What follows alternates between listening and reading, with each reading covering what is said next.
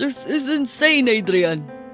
Halos maglilimang buwan ka nang naghahawak ng kumpanya, and yet palpak pa rin ang ginagawa mo. Are you playing with me? Mataas ang boses ni Don Anton habang pinagsasabihan ang bunsong anak na si Adrian. Nanatili namang tahimik si Adrian habang nakangisi ang kapatid na si Arthur habang pinapanood siya na sinesermonan ng kanilang ama. Nakaismid naman ang asawa ni Don Anton na si Lilibeth. I don't think na kaya ni Adrian na humawak ng kumpanya. Kung ganon, huwag natin siyang pilitin, Anton. Singit ni Lilibeth. That's nonsense, Lilibeth. Everyone knows here na si Adrian ang tagapagmana ko since may sarili ng pamilya ang anak mo. Singhal ni Don Anton. Umirap si Lilibeth at napayuko naman si Arthur. Maaga kasi nagkapamilya si Arthur kaya sa pangalan na ni Adrian nakapangalan ng mga kumpanya ni Don Anton. Ganon din ang iba pa nilang mga negosyo. Kahit si Adrian ang tagapagmana ay hindi pa rin siya masaya. Hindi niya makita ang kaligayahan sa marangyang buhay na meron siya. Nang araw ding iyon, ay nakipagkita siya sa nag-iisang tao na pinagkakatiwalaan niya. Si Attorney Philip na siya ring matalik na kaibigan ni Adrian. Hindi ko na alam kung paano spellingin si Papa. Ginagawa ko naman yung best ko pero maliit na bagay napaka-OA niya. Reklamo ni Adrian. Don Anton is just concerned about your future, Adrian. Tugon ni Philip. Ngumisi si Adrian. About my future attorney? O future ng kumpanya niya? Isipin mo pare. Alam mo namang kung paano iningatan ng papa mo ang yaman na namanapan niya sa mga magulang niya. Swerte ka nga at isa kang Montesilio. Gusto mo, palit na lang tayo eh. Napatawa naman si Philip. Seryoso pare, kung bibigyan lang ako ng pagkakataon na pumili ng buhay na gusto ko, pipiliin ko yung simpleng pamumuhay lang. Hindi naman ako masaya sa kung anong meron ako ngayon eh. Sambit ni Adrian habang nakatanaw sa malayo na tila may tinatanaw na pag-asa upang makaiskapo sa mundong ginagalawan niya ngayon. Kinabukasan ay maagang pumasok si Adrian. Pagdating niya sa opisina ay naabutan niyang umiiyak ang kanyang auditor. What's happening here? Agad na tanong ni Adrian. Hindi nagsalita ang kanyang auditor, bagkus ay pinakita na lamang ang nakapresent sa kanyang laptop. At nanlaki ang mga mata ni Adrian nang makita ang breakdown ng kaperahan ng company. Halos 200 million ang nawawala. Hindi tali ang sales at expenses ng company. Fuck! Anong nangyari, Amy? Galit na tanong ni Adrian sa kanyang auditor.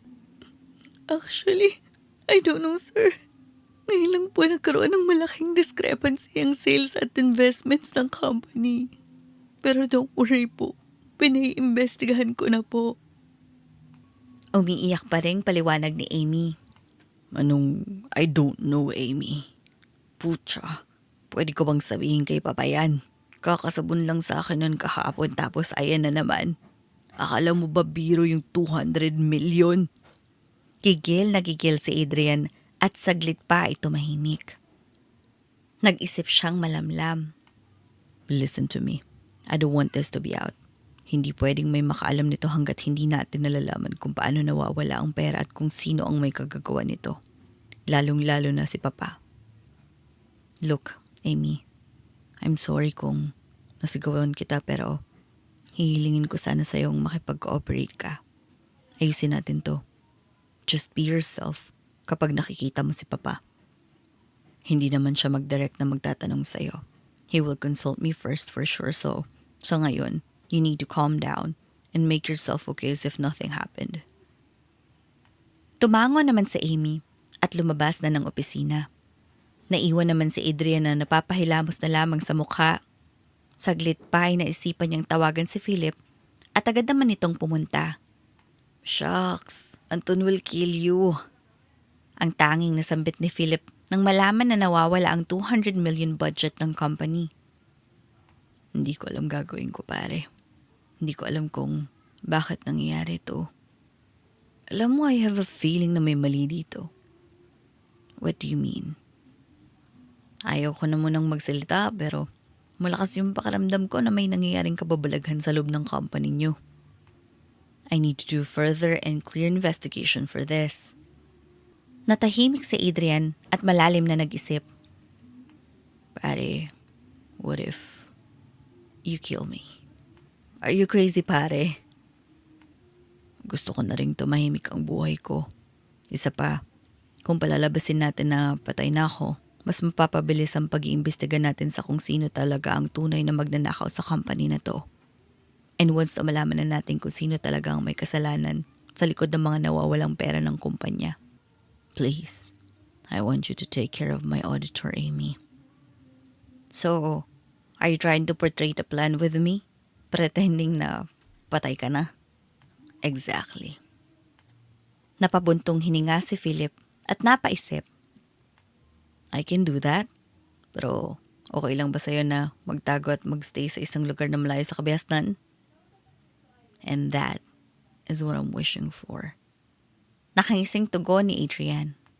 Nang sumunod na mga araw, ay sinimulan na ni Adrian at Philip ang kanilang plano. May isang tawag kay Don Anton ang nagpaguho ng kanyang mundo. Naaksidente ang sasakyang gamit ni Adrian. Nahulog ito sa bangin at sumabog. Dahil sa pagiging magaling na abogado, ay ginamit ni Philip ang kanyang kapangyarihan at koneksyon. Kaya naman malinis na naisagawa ang plano. Paniwalang-paniwala ang kanyang pamilya na bangkay ni Adrian ang nakuha sa sumabog na sasakyan niya.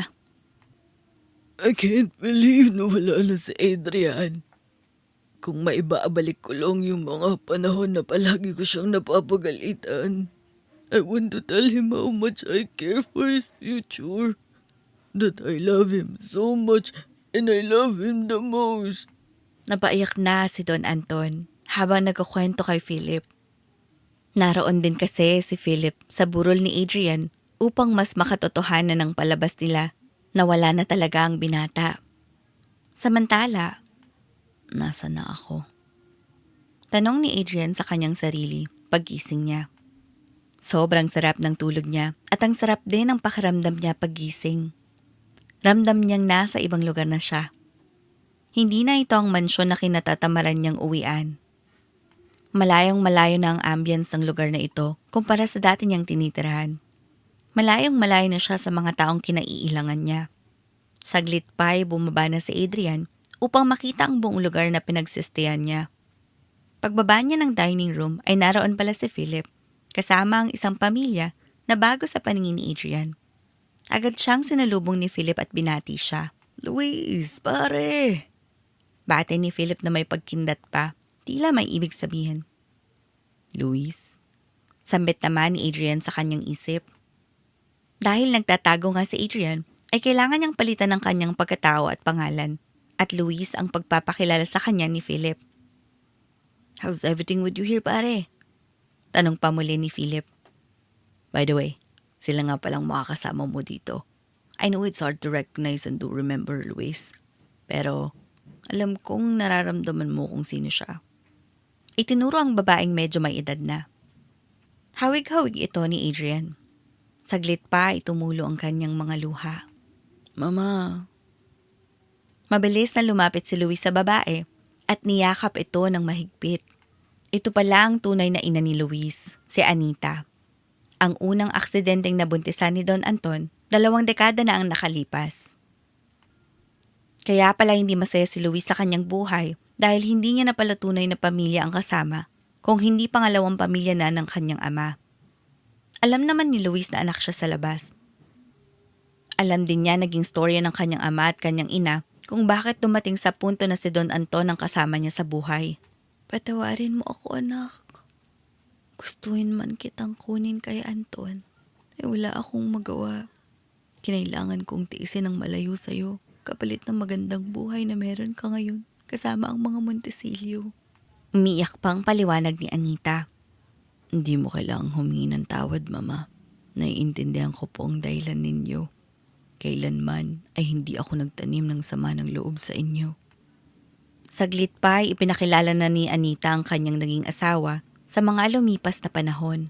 Si Tito Greg mo, siya ang nag-alaga sa akin nang ipatapon ako ng ama mo sa malayo. Kasal na kami ngayon at may naging kapatid ka, Luis. si Martin. Tumingin si Luis sa stepbrother niya at nagitian sila. Kasama ni Martin ang asawa at ang anak nito na si Heaven, halos 1 taon lamang ang edad. Pasalamat na lang din ako at hindi nagbago ang pakikitungo sa akin ni Attorney Philip kahit abot hanggang langit ang galit sa akin ng mga Montesilio. Tinulungan niya pa rin ako na makabangon at makahanap ng matitirahan ng malayo sa kanila. Sambit pa ni Anita. Pero kahit kailan ay hindi nagkulang si Ate Anita na magtanong at kumustahin ka. Palagi kanyang tinatanong sa akin. Sambit naman ni Philip. Nice meeting you, Iho. Bati ni Greg kay Luis. Nice meeting you too po, Tito Greg. Salamat sa pag-aalaga sa mama ko. Malugod na tugon ni Luis. Naging busy sa pagsaset ng reunion party ang pamilya ni Luis. Dahil lihim lamang ang pagsistay niya kasama ang second family niya, ay wala naman silang ibang bisita kung hindi ang mga katulong nila sa mansyon at si Philip lamang. Ang cute naman ng baby niyo. Puri ni Luis nang ibanabana ng asawa ni Martin ang baby nila. Oo nga kamukha ng daddy. Natatawang tugon ni Martin. By the way kuya, hindi mo pa pala nakikilala ang asawa ko. Siya nga pala si Lilith and our adorable baby si Baby Cheska. Hi. Ngumiti naman si Lilith habang hawak ang kanilang baby. Habang nag-aasikaso sila Luis ng mga lobo sa reunion nila, ay napansin niyang hindi na magkanda-ugaga si Lilith sa baby nito. Kanina mo pa hinahabol si Cheska. Wala ba siyang personal yaya? Hindi na tuloy napigilan ni Luis na hindi magtanong. Actually, meron naman. Kaso nakalive siya ngayon. Bukas pa ang uwi.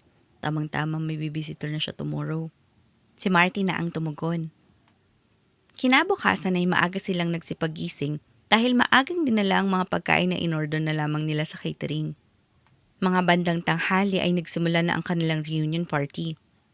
Sa gitna ng mga tawanan at kwentuhan, ay may napansin si Luis na tila kulang. Where's Baby Cheska? Nandyan na kasi yung babysitter niya kaya nakakakilos na ako ng maayos at may titingin naman sa kanya. Nakangiting tugon ni Lilith. Oh, I see. Tila nakalamdam si Luis ng tawag ng kalikasan. Dahil medyo malayo ang banyo sa kanilang pinagdadausan, ay naisip na lamang niyang pumunta sa likod upang doon umihi dahil hindi na niya kaya itong pigilan. Sa hindi sinasadyang pagkakataon, ay napadaan ng isang babae na hawak si Cheska at nakita si Luis. Napatili ang babae. Uy. Dali-dali namang inayos ni Luis ang kanyang suot na pants at sinenyas na ng babae na huwag maingay. Shh! Shh! Shh! What's wrong with you? Bakit ka tumitili dyan? Natatarantang tanong ni Luis at lumingalinga siya sa paligid. Nanatiling nakapailing ang mukha ng babae at hindi tumitingin kay Luis habang nakataklob ang kamay sa mata ni Cheska. Hey miss, pwede ka nang tumingin. Everything's fine now. Dahan-dahan namang tumingin ang babae kay Luis at nagtama ang kanilang mga mata. Tila nakakita si Luis ng isang diwata nang masilayan niya ang maladyosang kagandahan ng dalaga. Tunay namang napakaganda nito dahil sa mapupungay at mapipilintik na mga pilikmata. Isama mo pa ang brown na kulay ng mga mata nito na lalong tumitingkad ang kulay kapag nasisikatan ng araw. Maputing kulay ng balat at mahabang itim na kulay na buhok na may pagkaesponghada. I'm sorry. Na starstruck na sambit ni Luis.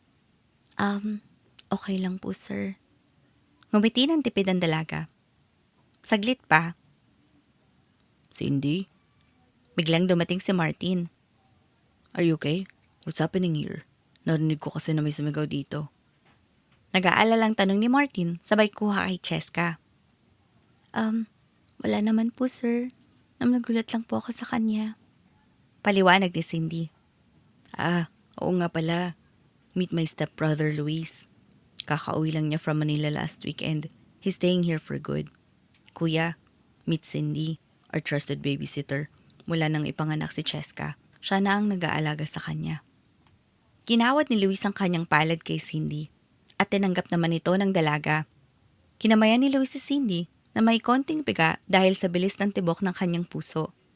Nakaramdam tuloy ng pagkailang si Cindy. Nice meeting you, Cindy. Sambit ni Luis. Ngumiti naman si Cindy. Come enjoy na, Cindy. Yaya ni Martin sa dalaga. Tumango naman si Cindy at sumama sa dalawang magkapatid. Sa gitna ng kanilang kasiyahan, ay hindi maiwasan ni Luis ang hindi mapapatingin sa magandang mukha ni Cindy. Maya-maya pa, ay nilakasan niya na ang kanang loob at nilapitan nito. Hi, Pati ni Luis. Ngumiti naman si Cindy. are you having fun? Oo naman po. Medyo nahihiyang tugon ni Cindy. Wag mo na akong ipo. Hindi naman nalalayo siguro yung age natin. Okay lang? Oo naman. Sige. Sorry ulit kanina ha. Tila namula ang mga pisngi ni Cindy nang maalala ang kanyang nakita na dahilan ng kanyang pagtili. Okay na yun. Kalimutan mo na. Next time sa tamang banyo ka na lang kasi. Pagbibiro ni Cindy upang matakpan ang kanyang nararamdamang pagkahiya. Natawa naman si Luis. Simula noon ay naging malapit na si Luis at Cindy. Ang hinahangad na katahimikan at tunay na kasiyahan niya sa buhay ay natagpuan na ni Luis. Sa mga taong tunay niyang pamilya at totoong nagmamahal sa kanya. Ano yan? Tanong ni Luis sa isa nilang tauhan na nililinis ang mga kuhol. Pinanguha po sa amin sa fish pond, sir. Ipapaluto po ng mama ninyo. Tugon naman nito. Bigla namang dumating si Anita na narinig ang pagtatanong ni Luis sa tauhan nila. Bakit, iho? Hindi ka ba kumakain ng kohol? Tanong nito sa anak na si Luis. Honestly, mama, hindi po. Nakangiting tugon ni Luis. Magaling magluto ng ginataang kohol ang Tito Greg mo. For sure, magugustuhan mo yun. Why not? Nang kakabihan din yun, ay sabay-sabay silang naghapunan. Inihain ni Greg ang kanyang nilutong ginataang kohol at iba pang mga pagkain na bago lamang sa paningin ni Luis. Wow, mapaparami na naman ang kain ko nito. Excited na sambit ni Martin. Sira na naman ang diet ko nito, papa. Pagbibiro naman ni Lilet. You should try this, kuya. Sambit muli ni Martin at hinainan si Luis sa plato nito. Una ay siya na muna ang kumain upang ituro kay Luis ang tamang pagsipsip nito. Agad namang tinikman ni Luis ang luto ng kanyang Tito Greg at hindi nga nagkakamali ang kanyang mama. Manghang-mangha siya sa lasa ng ginataang kohol. Ganon din sa iba pang mga lutong ulam na nakahain sa mesa. I'm so speechless, mama. First time ko lang kumain ng mga ganitong klaseng pagkain and it was all amazing. Thank you, mama. Thank you, Tito Greg, for the delicious foods. Hindi mawala ang mga ngiti ni Luis. Pagkatapos nilang kumain, ay naisipan ni Luis na lumabas at magmuni-muni. Nais niya ding magpababa ng kinain dahil sobra siyang nabusog sa hinain ng mama niya at Tito Greg niya. Sa hardin siya nagpunta at nagkataon namang naroon pala si Cindy. You're here. Masayang bati ni Luis sa dalaga. Ay, ikaw pala. What brought you here? Kumain ka na ba? Tulog na rin naman ang alaga ko. Oo, kanina pa. Ang sarap ng ganitong buhay, ano? Yung wala kang iniisip na problema. Yung malayo sa mga trabahong halos oras-oras mong iisipin kung paano mo matatapos na hanggang sa pagtulog nadadala ko pa. Kung okay lang, pwedeng magtanong. Sure. Pangarap ko kasi makapunta ng Maynila. Pero nandito ka at mas gustong manirahan sa simple at payak na buhay. Hindi ka ba masaya sa buhay na meron ka doon? Saglit na natigilan si Luis at napabuntong hininga. Nais niyang mag-share kay Cindy dahil magaan naman ang loob niya sa dalaga. Alam din niyang mapagkakatiwalaan ito. Ngunit hindi pa din handa si Luis na sabihin sa dalaga ang tungkol sa totoong pagkatao niya. Okay na yung ganito. Di na importante na malaman niya ang tunay kong pagkatao. Ang malagay, ang masayang pamilya na meron ako ngayon at kasama ka na doon, Cindy. Sambit ni Luis sa kanyang isip.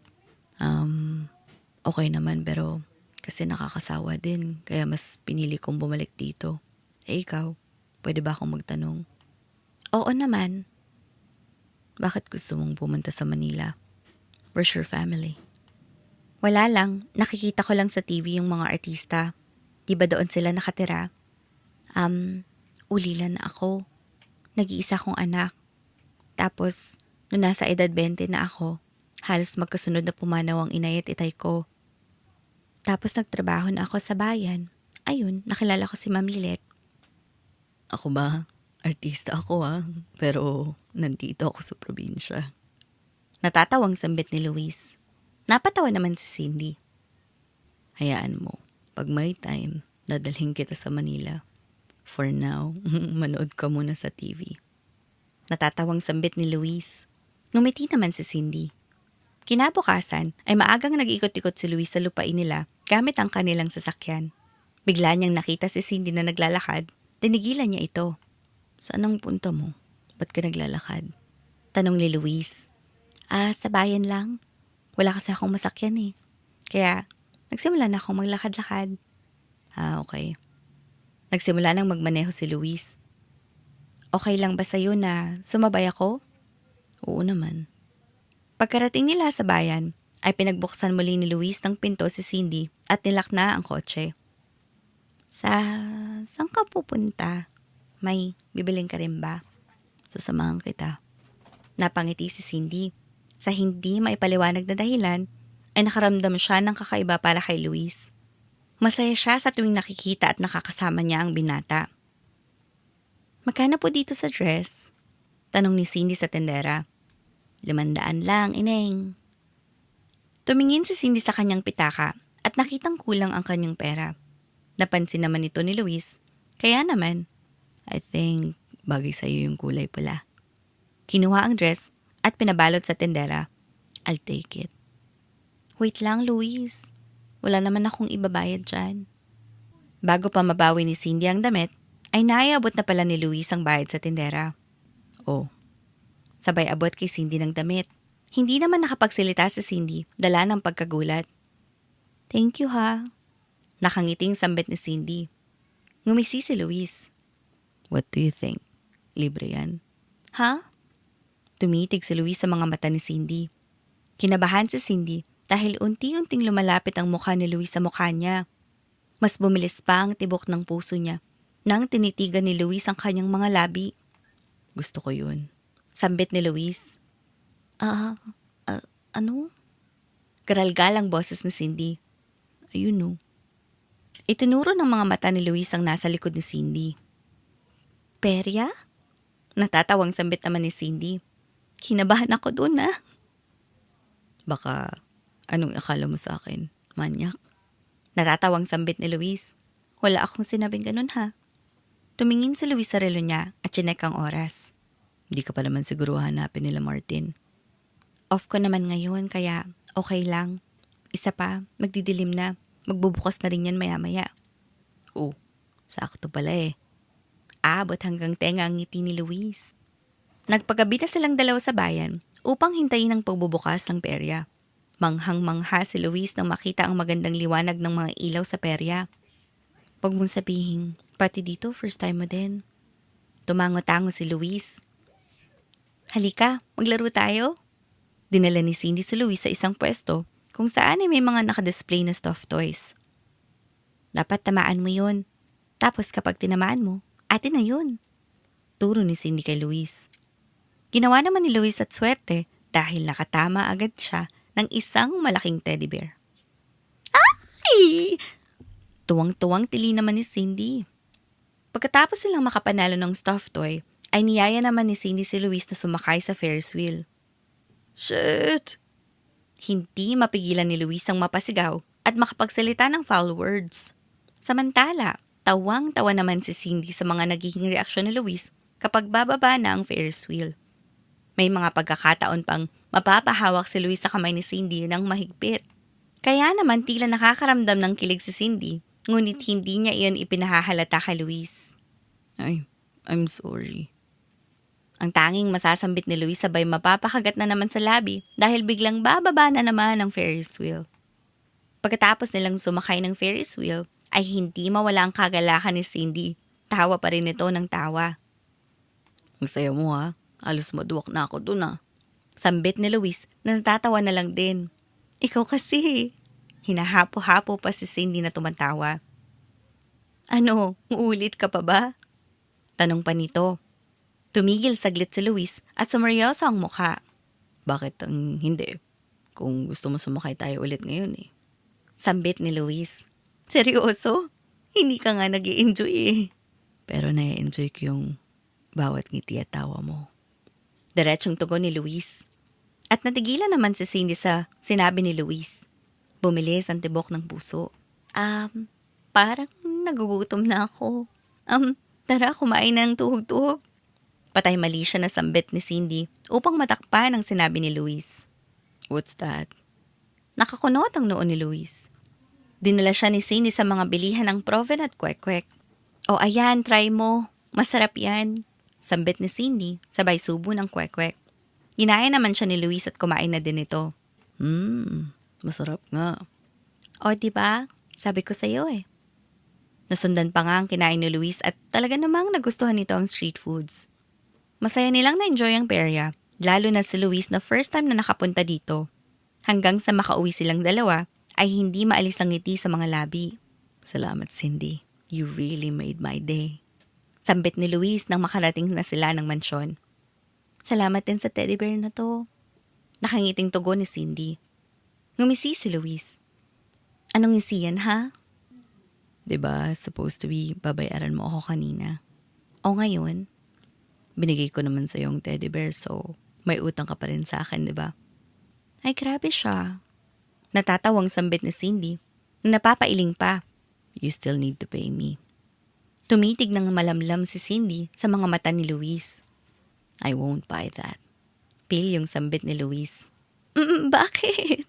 Ano bang ginagawa ko? Malakas na tawang pinakawalan ni Cindy. Napatawan na din si Luis. Sige na, maaga pa ako bukas. Thank you ulit. Paalam ni Cindy. Ngumiti ng malagkit si Luis at humawak sa ulo niya. May nais siyang sabihin ngunit ayaw lumabas sa mga bibig niya. Hanggang sa nakita niyang mag-isa na lamang siya sa hallway at nakalayo na si Cindy. Napailing na lang siya at natatawa sa kanyang sarili. Late nagising si Luis kinabukasan.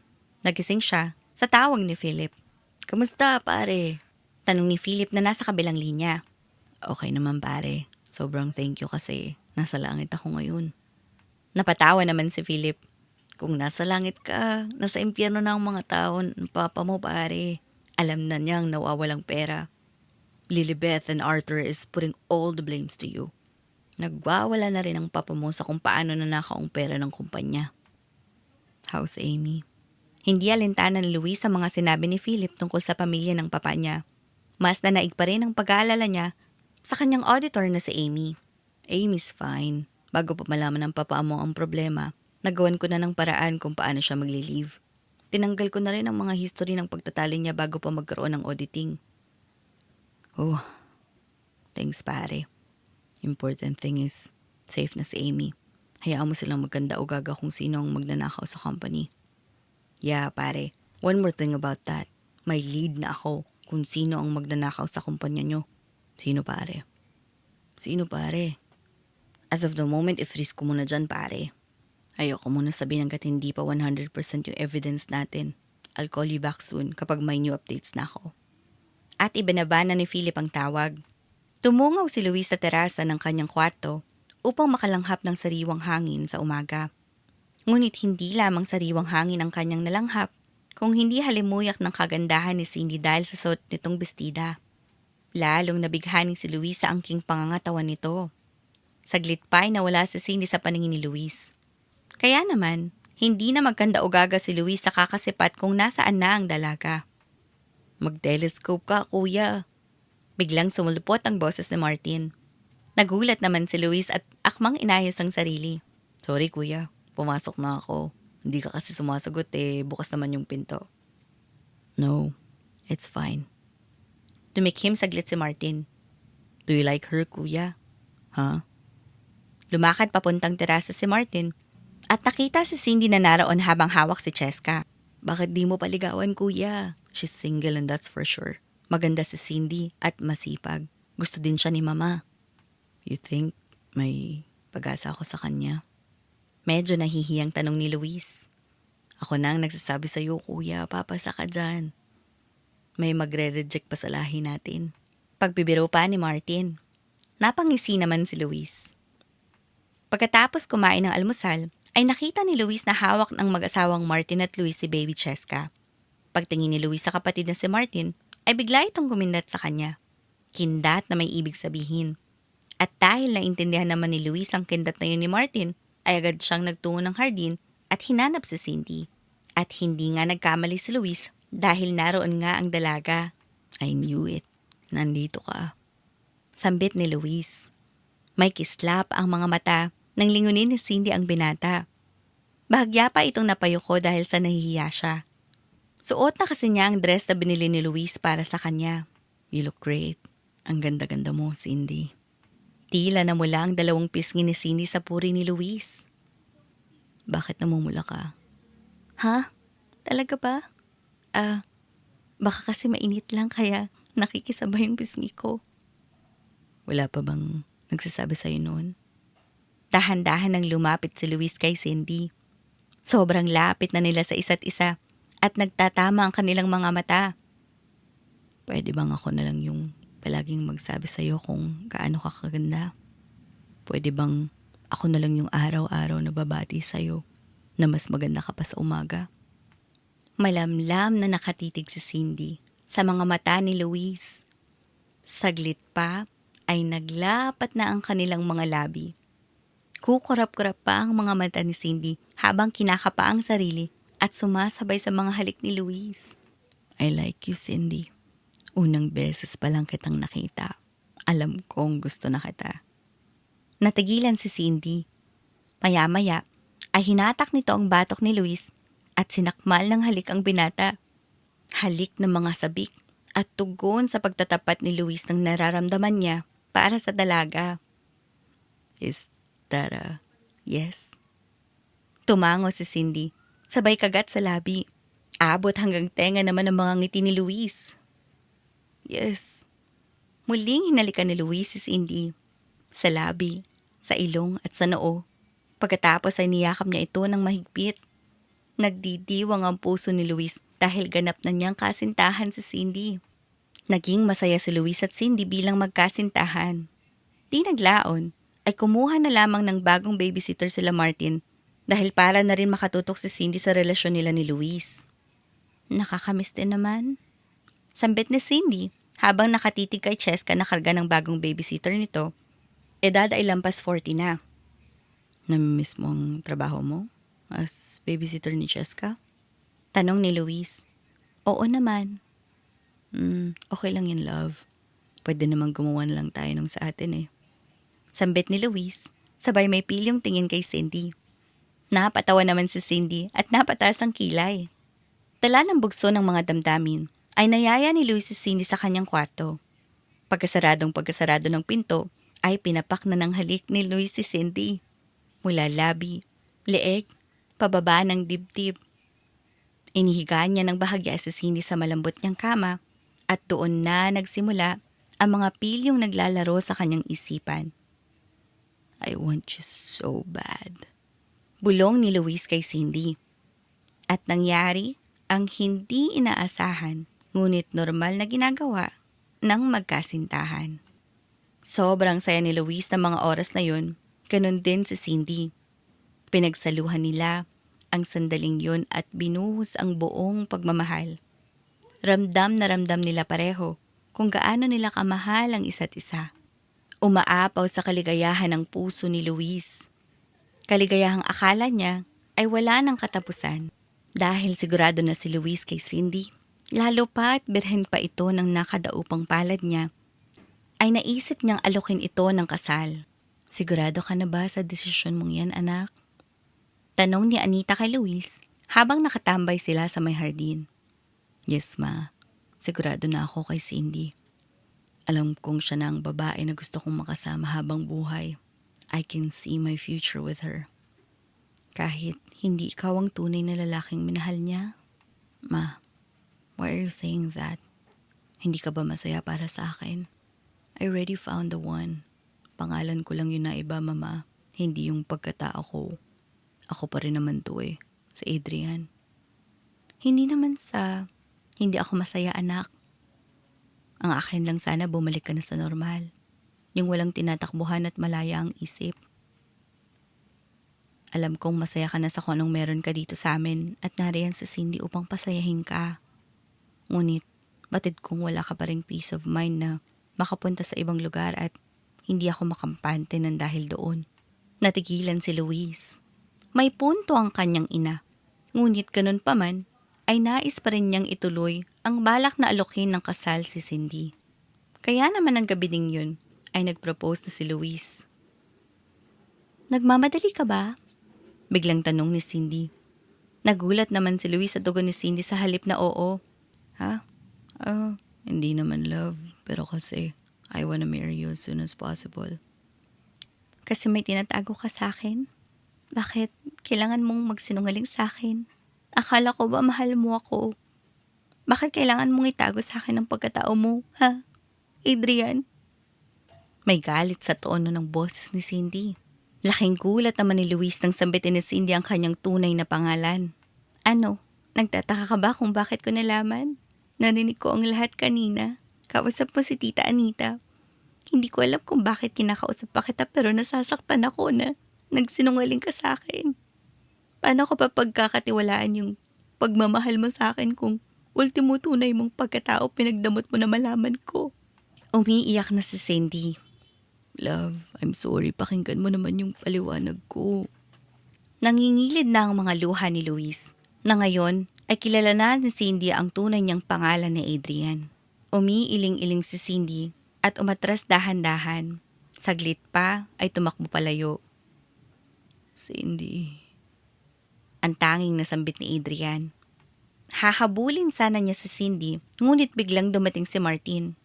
Kuya, may kailangan kang malaman. Kinakabahang sambit nito. Agad namang sumama si Adrian kay Martin at pagdating nila sa salas ay naroon ang buong pamilya nila na pinanonood ang balita tungkol sa peking pagkamatay ni Adrian. Rising action. Napag-alamang peke lamang ang pagkamatay ng isang bilyonaryong nagngangalang Adrian Montesilio. Sa ngayon ay pinaghahanap na siya ng kanyang pamilya sa tulong ng mga otoridad.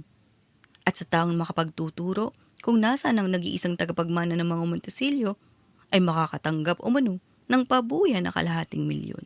Ulat ng isang reporter sa TV. Anong gagawin natin ngayon, anak? Nag-aalalang tanong ni Anita. Pasensya na kayo kung pati kayo nadadami sa sitwasyon ko, ma. Tito Greg, Martin, tama si mama. Kailangan ko nang harapin ang problema ko.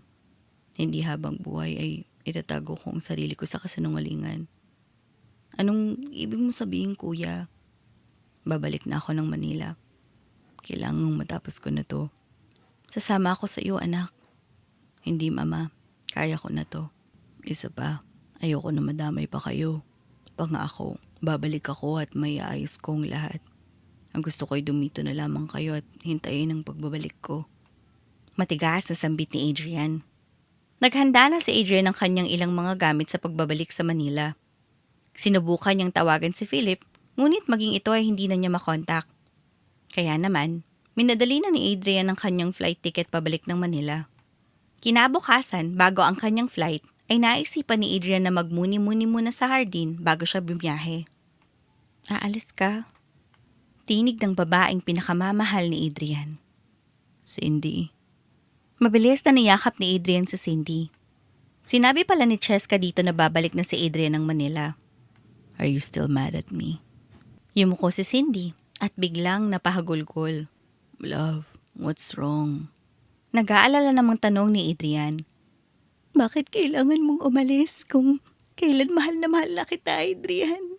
O kahit si Luis ka pa. Dito ka na lang. Pagtatagis ni Cindy habang patuloy na tumutulo ang mga luha. Gamit ang mga kamay ni Adrian, ay pinunasan niya ang mga luha ni Cindy sa pisngi nito. Huwag kang mag-alala, love. Babalikan kita. Babalikan ko kayo dito. May kailangan lang akong tapusin at linawin sa buhay ko. Pangako, babalik ako. Sabay halik sa noon ni Cindy. The number you have dialed is out of coverage area. Please try a call again later. Paulit-ulit na sabit ng operator sa kabilang linya nang tinatawagan ni Adrian si Philip. Nakarating na siya ng Manila at nag-check-in na muna siya sa isang kondo upang mag-isip ng gagawing hakbang. Ngunit hindi niya na makontak si Philip. Walang ibang choice si Adrian kundi kumilos ng mag-isa. Agad niyang pinuntahan ng papa niya. Buong tapang niya itong hinarap. And you're here, my son. Salubong sa kanya ni Don Anton. Samantalang naroon din ang mag-inang Lilibeth at Arthur. Gulat na gulat. So, totoo nga, buhay ka. Galit na sambit ni Lilibeth. Enough for that nonsense, Lilibeth. Ang pag-aakala na papagalitan siya ni Don Anton ay kabaliktaran ng salubong sa kanya nito. Tumayo si Don Anton mula sa kanyang kinauupuan upang yakapin si Adrian. Kinilabutan ng buong katawan ni Adrian sa ginawa ng kanyang papa. Ito ang kauna-unahang pagkakataon na niyakap siya nito at ramdam ni Adrian na sincere si Don Anton. Ngumisi si Arthur. Ito ang nonsense, ang papa. Ito ang nonsense, ang papa. Pagkatapos tayong loko ni Adrian, ganyan lang sasabihin ninyo. Mataas din ang tono ni Arthur. Kaya ba, pilit mong ipinhanap mong bastardo mong anak para ipamukha mo sa amin ang eksenang ito? Nanlilisik ang mga mata ni Lilibeth sa galit. Si Don Anton lamang pala ang may nais na ipahanap si Adrian dahil ramdam niyang buhay pa ang anak. Tahimik siyang lumapit kay Lilibeth at hinawakan ang pisngi nito. Gigil na gigil. Sinubukan ni Adrian na pigilan ng papa niya, ngunit tila wala itong naririnig. Samantala, si Arthur naman ay nakaalalay sa kanyang inang si Lilibeth. Nakaabang sa maaaring gawin ni Don Anton. Alam mo bang may kasalanan pa kayong mag-ina sa akin tungkol sa discrepancy ng pera ng kumpanya ko? Oras na mapatunayan kung may kinalaman talaga kayo doon. Ako mismo ang magpapadampot sa inyo sa pulis at sisiguraduhin kong mabubulo kayo sa kulungan. Galit na sambit ni Don Anton, sabay tapon sa mukha ni Lilibeth. Nanlaki naman ang mga mata ni Adrian sa kanyang narinig. Sa kanyap na pagtagpi-tagpi ang mga sinabi ni Philip sa kanya noon. Pero, nasaan na kaya si Philip? Hindi kaya may kinalaman ng mag-inang to sa pagkawala niya. Mga hinuang naglalaro sa isip ni Adrian. Pagkalabas ni Don Anton ng silid ay sumunod na din si Adrian. Naiwan namang gigil na gigil ang mag-ina. Sumilip na muna si Arthur sa labas upang masigurado na wala si Adrian at Don Anton. Ma, paano na gagawin natin? Takot na sambit ni Arthur. Huwag kang mataranta dyan. Nag-iisip pa ako ng paraan. Aligagang tugon ni Lilibeth. Anong gagawin natin kay Philip? Kailangan na nating pabilisin ng plano. Kailangan maunahan na natin ang papa mo bago pa niya tayo maunahan. Hindi niya dapat malaman na tayo ang kumuha ng 200 billion share stocks ng kumpanya. And what's your plan now? It's either us go to jail or them go to hell. Matatalim ang mga matang sambit ni Lilibeth. Habang abala sa kanilang may itim na balak ang mag-inang Lilibeth at Arthur, ay abala naman si Adrian sa paglutas ng mga katanungan niya sa kanyang sarili. Agad siyang nagtungo sa bahay ni Philip dahil meron siyang spare key ng bahay nito. Pinuntahan niya ang opisina ng abogado dahil nararamdaman niyang may malalaman at makukuha siyang ebidensya dito. Anong password ng desktop mo, pare? Kinakausap ni Adrian ang kanyang sarili. 011590. Sinubukan ni Adrian ang birthday ni Philip, ngunit mali ito. Mali. Muling nag-isip si Adrian hanggang napatingin siya sa litrato ng paboritong lola ni Philip na nagpalaki sa abogado. Pumanaw na ito, 1 taon nang nakakalipas. 05281952. Kinakabahan si Adrian dahil baka mali na naman ang password na hula niya. Saglit pa. Yes! Tuwang-tuwa si Adrian na mabuksan ang desktop ni Philip. Tiningnan niya ang lahat ng files na naroon. Laking gulat ni Adrian nang makita niya ang laman ng lahat ng secret files. Nang laki ang kanyang mga mata nang malaman na ang madrasta at si stepbrother niya ang suspect sa pagnanakaw sa kumpanya. Filing of records ng insurance ko. Pati ba naman to? Pinag-interesan pa nila. Gigil na sambit ni Adrian. Nilipat ni Adrian ang lahat ng file sa USB niya at nireport na agad sa mga pulisya. Saglit pa ay may tumawag na sa kanya na hindi kilalang numero. Hello? Hello, Iho. I know you know my voice very well. Si Lilibeth ang nasa kabilang linya. What do you want? Adrian, save yourself! Rinig na rinig ni Adrian ang sigaw ng kanyang papa. na may pagdadagis dahil tila sinikmuraan ito. Papa, How sweet! Sabay tawa ng malakas ni Lilibeth. Sinan ko sa'yo ang exact address kung nasaan kami ngayon. And take note, Iho. Don't you dare call or report this to the police kung gusto mo pang maabutang buhay ang papa mo. Mapang-asar na boses ni Lilibeth. Nagkukum sa galit ang kamay ni Adrian. Maya-maya pa ay naputol na ang tawag sa kabilang linya. Nag-isip si Adrian ng malamlam ng matinding plano. Kailangan niyang mailigtas ang kanyang ama sa kamay ng mga kalaban nang hindi ito nasasaktan. Habang nasa daan si Adrian, papuntang hideout ng mga kalaban, ay tahimik namang gumagawa ng paraan si Philip na makatakas. Unti-unti niyang napuputol ang lubid na nakatali sa kanyang dalawang kamay. Saglit pa ay nagbukas ang pinto ng kanyang silid at laking gulat niya nang makita na si Don Anton ang bihag ng mga ito. Don Anton! Sambit pa ni Philip at nagkunwaring walang ginagawa na natili sa pwesto ng pagkakagapos. Attorney Philip, what are you doing here? Kilala niyo po ba kung sinong dumakip sa inyo? I really don't know. Nawalan na ako ng malay ng hirarang nilang sasakyan ko at nagpasabog sila ng tear gas. All I can remember is mga armadong mga lalaki na nakasuot ng itim na damit. Kahit ang mga bodyguards ko ay walang nagawa dahil narinig ko na lang na biglang sumabog ang sasakyan. It's Lilibeth and your son, Arthur Don Anton. Diretsong pagtatapat ni Philip. What? Gulat na gulat naman na reaksyon ng Don. I was about to report it that day nang makapag-gather na ako ng enough evidence sa mga anomalyang ginagawa nilang mag-ina sa company nyo. Pero it happened na naunahan na nila ako. Paglabas ko ng opisina ko, ay naroon ng mga tauhan ni Lilibeth at nakabang na sa akin. They hit me with their guns and forced me into the car. Then dinilan nila ako dito. How's your trip, attorney? Ikaw? Galit na tanong ni Philip nang makitang si Lilibeth ang nagpadakip sa kanya. Saglit pa ay lumabas na rin si Arthur. Mga walang ya kayo. Pakawalan niyo ko dito. Ayos ka ba? Para kang nag-uutos sa bata. Nakangising sambit ni Arthur. Just tell us where's Adrian para matapos na tayo dito. Sambit naman ni Lilibeth. Para ano? Para patayin siyang tuluyan pasolo ninyong kumpanyang pinaghirapan ng mga Montesilio? The two of you don't deserve any of it. Si Adrian lamang ang may karapatan doon dahil may maganda siyang hangarin sa buhay unlike you. Kamao ni Arthur ang sumalubong sa mukha ni Philip. Ang dami mo pang sinasabi eh. Wala ka rin naman magagawa at nandito ka na. Di kayo magwawagi. Pagmamatigas ni Philip. Sinikmuraan siyang muli ni Arthur. Over my dead body. Namimilipit sa sakit na sambit ni Philip. Kinuwento ni Philip ang nangyari sa kanya sa kamay ng mag-ina. Ibig mong sabihin, sa'yo naggaling mga mails na nagsasabi na may kinalaman sila Lilibeth sa nawawalang pera ng kumpanya at ikaw ang nakakalam na buhay pa si Adrian? Naliliwanagan na si Don Anton. Nagtiwala ako. Halos maiyak si Don Anton sa kanyang natuklasan. Dumating na si Adrian sa kuta ni Lilibeth. Bumulong ang isa niyang tauhan. Papasukin siya, utos ni Lilibeth. Maya-maya pa ay nakapasok na si Adrian. Where's Papa? Relax, my dear stepson.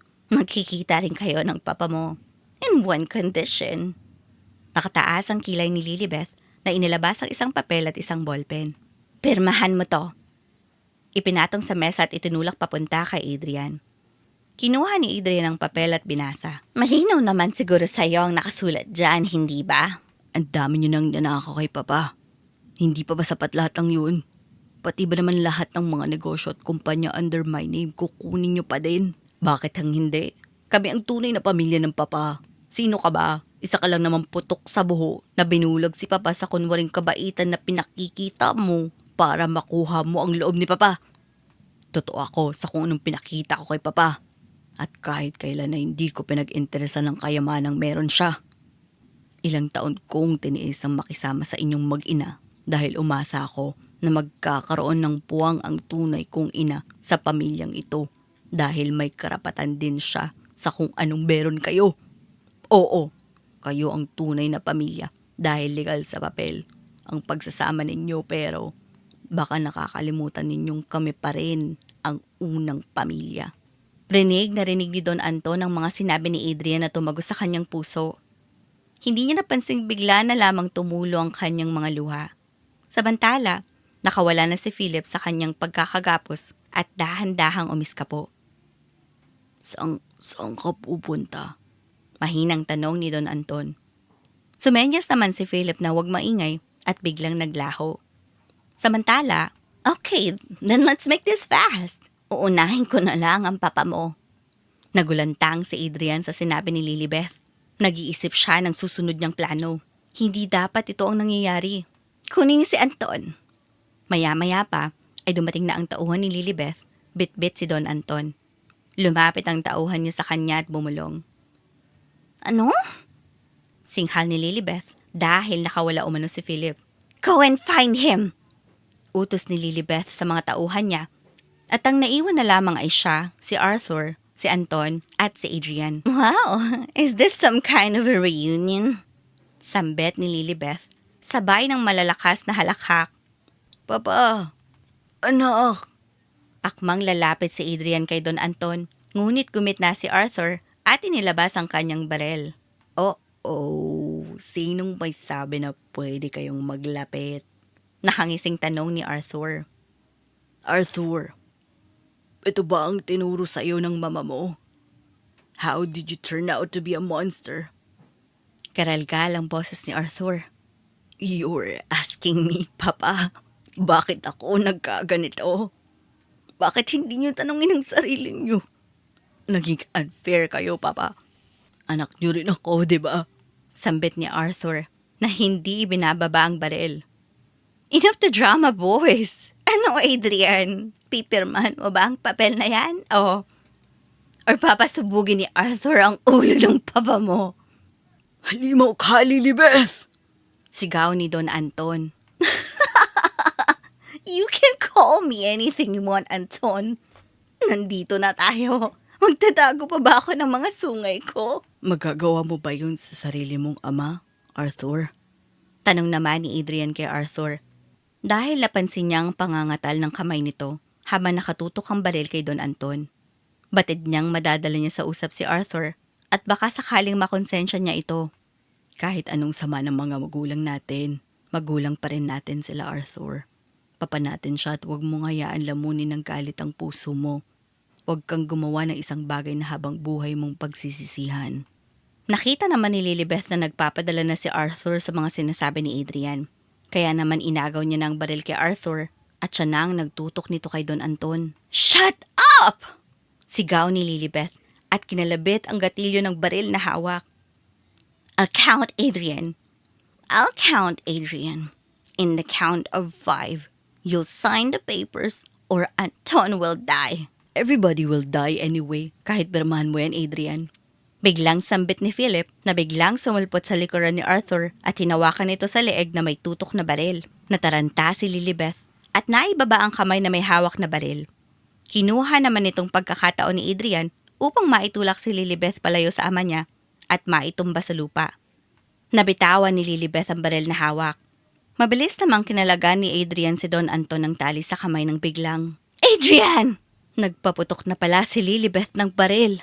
Ang lahat ay natigilan at nagulantang. Nanlaki ang mga mata ni Adrian dahil inakala niyang siya ang nabaril. Ngunit tumumba sa kanyang harapan ang dugo ang katawan ni Don Anton. Papa! Hiyaw ni Adrian. Si Don Anton pala ang nabaril, imbes na si Adrian. Niligtas ni Don Anton si Adrian sa baril na dapat ay sa binata tatama. Natulala naman si Lilibeth sa kanyang ginawa at hindi na napansin ng mga pulis na dumating. Mabilis na dinampot ng mga pulis ang mag-ina. Nakuha na rin pala ng mga ito ang mga tauhan ni Lilibeth na nakapalibot sa labas. Agad namang dinala sa ospital si Don Anton. Papa, please, lumaban ka. Umiiyak na sambit ni Adrian habang hawak ang kamay ni Don Anton. Halos wala na itong malay dahil sa dami ng dugo na nawala. We need blood transfusion for the patient. Who's type AB here? Tanong ng doktor paglabas nito ng operating room. Ako po, Dok. Mabilis na tugon ni Adrian. At sinimulan na ang pagsasalin ng dugo ni Adrian kay Don Anton. Nakatulog si Adrian habang nagba-blood transfusion. Pagising niya, ay naroon na siya sa kanyang kwarto at nakabantay si Philip. Hi. Sambit ni Philip. Where's Papa, pare? Tanong agad ni Adrian. He's fine now. Hinihintay na lang ang pagising niya. Tugon ni Philip. Ngumiti si Adrian. Salamat, pare. For what? Sa loyalty mo sa family namin at sa lahat ng pagtulong mo. Tumayo si Philip mula sa kanyang kinauupuan at lumapit kay Adrian. You're like a brother to me, Adrian. Your mom is my very close friend. I'm not here kung hindi dahil sa kanya. Kumunot ang noo ni Adrian. What do you mean? Simula nang nawala si Mama at Papa, si Tita Anita ang naggabay sa akin. Siya ang gumawa ng paraan para makapasok ako sa law school. Siya rin ang gumawa ng paraan para makita namin si Lola. During those days, nagkakamabutihan ng Papa at Mama mo. I was there, 5 years apart bago kanila maging anak. Bakit hindi mo sinasabi sa akin yan dati? Bakit ngayon lang? Para saan pa, pare? Sabi ka nila, may tamang oras at panahon bago mo malaman ng isang bagay. Since nagpapasalamat ka sa akin sa mga ginawa ko para sa iyo at sa family mo, you deserve those. Ngumiti si Adrian at tinabot ang kamay ni Philip upang aperan nito at hawakan ng mahigpit. Kumbagay kamayan ng magkapatiran. Nang magising si Don Anton ay naroon si Adrian. Papa. Lumapit si Adrian sa gilid ng kama at tiyakap si Don Anton. Iho. Nakangiti namang sambit ni Don Anton. Salamat, Papa. Maluhaluhang sambit ni Adrian. Salamat sa pagsagip sa buhay ko. Sorry kung akala mo wala akong pakialam sa company. I want you to know na it's okay, son. No need to mention about it. Simula nang pinalabas mong patay ka na, marami akong narealize sa buhay. Naisip kong kailanman hindi mabibili ng pera ang kaligayahan ng isang tao. Ang mga panahon na inakala ko talagang patay ka na, hindi na ako naging buo. Hindi na ako naging masaya. Palagi kong sinisisi ang sarili ko kung bakit nangyari yun. Tinatanong ko ang Diyos, bakit ikaw pa?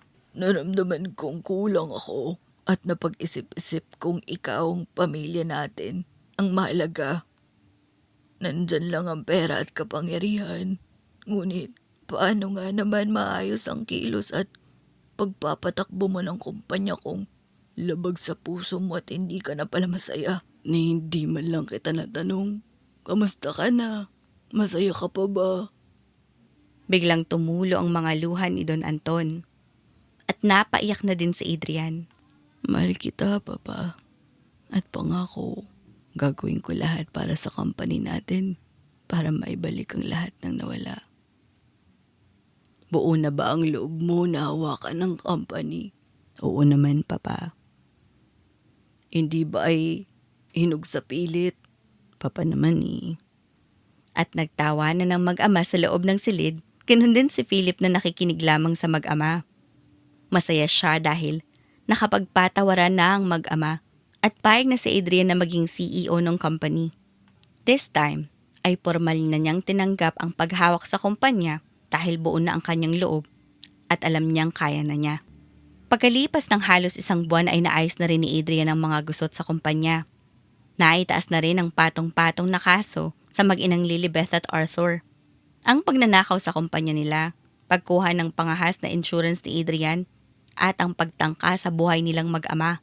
Naisipan ng bumalik ni Adrian sa probinsya. Kuya! Hiyaw ni Martin na makitang naglalakad sa hallway si Adrian. Mabilis namang sumunod si Anita at masayang niyakap ang anak na si Adrian. Salamat sa Panginoon at ligtas ka, anak. Araw-araw, gabi-gabi, ikaw ang laman ng aking dasal. Salamat at nakita mo pa rin ang daan pabalik dito, anak. Umiiyak na sambit na Anita habang yakap ng mahigpit si Adrian. Saglit pa ay biglang lumuwang ang pagkakayakap ni Anita kay Adrian. Natulala siya sa dako paraon kung saan papalapit si Don Anton. Hindi pala nag-iisa si Adrian nang dumating. Anton? Patuloy na tumulo ang mga luha ni Anita mula sa kanyang mga mata. Lumapit si Anton kay Anita. Kamusta ka na? Hinawakan ni Anita si Don Anton sa mukha nito at ngumiti. Salamat dahil hindi mo pinabayaan ang anak natin. Iniwan na muna ni Adrian at Martin ang dalawa upang magkausap. Sa may bench din ay naupo si Don Anton at Anita. Ang tagal na ng panahon. Ang dami nang nangyari. Sinong mag-aakala na nandito tayo, magkaharap at nagkakapatawaran. Samantalang naalala ko pa noon kung paano mo ako ipagtabuyan at ilayo sa akin sa Adrian. Sambit ni Anita. Kung pwede ko lang ibalik ang panahon at oras, kayo ang pipiliin ko. Kung hindi lamang ako nabulag ng pera at kapangyarihan, kayo sana ang kapiling ko. Pero huli na ang lahat. At tama ka. Marami nang nangyari. Maniwala ka sa hindi. Masaya na ako sa kung anong meron ka ngayon, Anita. Salamat kung ganun. Ayoko nang sisihan dahil naniniwala akong lahat ng bagay ay may dahilan kaya nangyayari sa buhay natin. At nais kong ipabatid sa'yo na hindi pa huli ang lahat para sa'yo. Dahil meron tayong isang Adrian, tandaan mo, hindi ka mawawala sa puso ko at mananatili ka dito dahil ama ka ng anak ko. Nagsisimula pa lang kayo ni Adrian kaya huwag mong isipin na huli na ang lahat para sa inyo. Maging mabuti kang ama para sa kanya at bawing-bawi ka na sa akin, Anton. Nagkapatawaran na din si Anita at Anton pagkatapos ng halos 2 dekada na hindi sila nag-uusap. Nang gabing iyon, ay naisipang isorpresa ni Adrian si Cindy. Cindy, may nagwawala sa tindahan mo. Tawag ng tauhan ni Cindy. Nagnegosyo na lang kasi si Cindy ng maliit na boutique sa bayan simula nang umalis si Adrian. Bakit kasi hindi ka pa nagsasara? Nag-aalalang tanong ni Cindy. Pagdating niya doon, ay tahimik naman ang tindahan. Wala naman na. Nasaan ba yung sinasabi mo? Tanong ni Cindy habang lumilingalinga sa paligid. Yung puso ko yung nagwawala kasi. Hinahanap-hanap ka. Sambit ng isang boses na pamilyar kay Cindy. Unti-unti niyang hinarap si Adrian. Love? Biglang tumulo ang mga luha ni Cindy at niyakap ng mahigpit si Adrian. Miss na kita. Patuloy ang pag-iyak ni Cindy. Bakit ka umiiyak kung miss mo ko? Natatawa namang tanong ni Adrian. Hindi sumagot si Cindy. Sa halip ay sinakmal ng halik si Adrian at tinugunan naman ito ng binata. Sobrang miss na miss nila ang isa't isa. Akala ko hindi mo ko babalikan, love. Sambit pa ni Cindy. You have my words, love. Sambit ni Adrian, sabay halik sa noo ng nobya. Halos 1 linggo din ang itinagal ni Adrian sa kanyang second family. Samantalang, umuwi na rin si Don Anton pagkatapos ng 3 araw dahil marami pa itong aasikasuhing trabaho sa Manila. Ngayon ay oras na para umuwi na rin si Adrian. Babalik ka, anak, ha? Sambit na Anita habang nagkakape sila ni Adrian sa may hardin na paborito nilang tambayan. Pwede bang hindi ako babalik nandito kayo, mama? Sambit naman ni Adrian sabay halik sa noo ni Anita. Aalis ka? Biglang sambit naman ni Cindy mula sa likod ni Adrian. Narinig niya kasi ang sinabi ni Anita. Hindi pa nakakapagsalita sa Adrian ay biglang umalis si Cindy. Cindy, sandali. Habol naman ni Adrian. Tumigil naman si Cindy na hindi nilingon ng binata. What's wrong? Unti-unting hinarap ni Adrian ang dalaga sa kanya at nakitang lumuluha ito. Bakit ka umiiyak? Natatawa namang tanong ni Adrian. Hindi naman nagsasalita si Cindy at pilit na iniiwas ang mukha sa kamay ng binata. Love, look at me. Hinuli naman ni Adrian at itinapat sa mukha niya. Mata sa matang nagtitigan sila. Oo, aalis ako at kasama kita. Nanlaki ang mga mata ni Cindy. Totoo ba? Tanong ni Cindy na hindi maintindihan ang magiging reaksyon. Halos hindi makapaniwala. Yes, love. You're coming with me. Nakangiting tugon ni Adrian. Yay! Sobrang saya ni Cindy at niyakap ng mahigpit sa Adrian. Kinaumagahan ay sabay na umuwi ng Manila ang magkasintahang Adrian at Cindy. Masayang-masaya na pinagmamasta ni Cindy ang Manila mula sa bintana ng eroplano nang pababa na ito ng paliparan. Wow! Ang ganda pala ng Manila, love! Manghang-mangha si Cindy. Hinawakan ni Adrian si Cindy ng mahigpit sa kamay nito. Diba, nangako ako sa'yo na dadalhin kita dito. Sana masaya ka, love. Sobra, love. Salamat. Hinalikan ni Cindy si Adrian sa mga labi. Isinama ni Adrian si Cindy sa Manila upang doon ay magkaroon ng pagkakataong makapag-aral ang dalaga. Nais kasi ni Adrian na matuto rin sa tamang paraan ng nobya kung paano humawak ng kumpanya. After almost 4 years, Ayokong masayang ang lahat ng pinaghirapan mo, Papa. Kaya, kahit sa magiging kabiyak ko in the future, gusto kong maging proud ka pa rin. I want her to learn and grow like how you did noong mga panahong wala pa akong kaalam-alam sa kumpanya. I will prove to you na hindi ka nagkamali sa pagtitiwala mo sa akin. sambit ni Adrian habang pinagmamasdan nila si Cindy na ini-interview ng kanyang secretary. Hindi sila kita ni Cindy dahil tinted ang salamin na nakapagitan sa kanila. You don't need to prove anything to me, Iho. I just want you to be happy. As how you love and enjoy your job. You know your responsibilities. And that's what matters. Alam kong alam mo na ang tama at mali. Live your life to the fullest. Tugon naman ni Don Anton na may pagsuntok pa sa hangin. Napatawa naman si Adrian. Sabi nga nila, huwag mong madaliin ang buhay mo. Huwag mong pilitin ng isang bagay, lalo na at hindi para sa'yo. Kailangan pag-isipan na muna natin ng mga bagay-bagay bago tayo magdesisyon sa buhay. Katulad na lamang ng nangyari sa buhay nila. Si Don Anton na walang ibang inisip kung hindi ang kapangyarihan at kayamanan, ngunit sa huli ay pinabatid sa kanya kung gaano kahalaga ang buhay kesa pera. Si Adrian, naniyaya agad ng kasal si Cindy noong una dahil inakala niyang walang magiging pagkakataon para sa kanila. At namamayagpag sila sa isa sa mga successful couple ng bansa dahil sa sipag nila at determinasyong mapatakbo ang kumpanya at negosyo.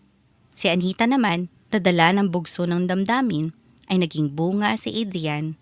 Ngunit dahil hindi sila para sa isa't isa ni Don Anton, ay dinala pa rin siya ng tadhana sa tamang tao at nagkaroon ng pangalawang pamilya na minahal at tinanggap siya.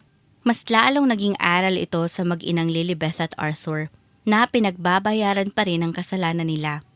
Naging ganit sa pera at dinala sila sa lugmok at mga salang desisyon sa buhay. Money can't buy us happiness. Pero kailangan pa rin nating isipin na parte ito ng ating buhay. Tulad ng pagmamahalan ni Adrian at Cindy. Hindi nila minadali ang mga sarili nila na lumagay sa tahimik dahil nais ni Adrian na mas mag-grow pa si Cindy. Hindi siya naging selfish sa part na hindi ma-explore ni Cindy ang mga bagay na pwede niya pang matutunan sa buhay. Nag-focus si Adrian at Cindy sa kanilang career at mas pinatunayan pa na kaya pa nilang mag-excel. Naniniwala kasi si Adrian na kung ibibigay ni Lord at pahihintulutan ng kapalaran, ay sa kanila papasukin ng buhay magpamilya. Sa ngayon, ay ini-enjoy na muna nilang dalawa ang kung anong meron sila.